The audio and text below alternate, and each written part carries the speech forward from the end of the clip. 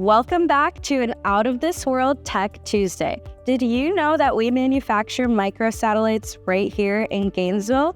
I'm Lauren Miranda, your host, and this week I spoke with Aitor Morinigo, the Executive Vice President of Satlantis LLC, a global tech company with roots right here in our city. So tell me a little bit about your role at Satlantis and what you've been working on those past couple of years.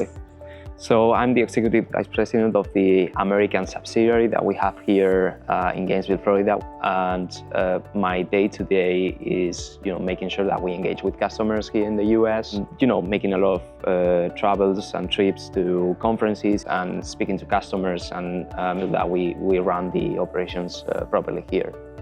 So tell me about the iSIM camera and what that technology is doing here in the US. Absolutely. So iSIM stands for Integrated Standard Imager for Microsatellites.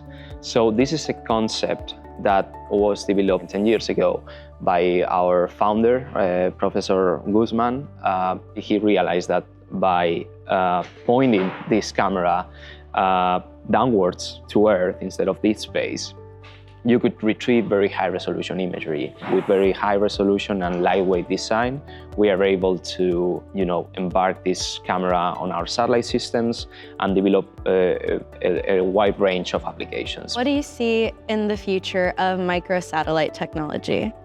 So there are many industries that have been benefiting from this technology. One of the main industries that we want to serve with this technology is the oil and gas industry.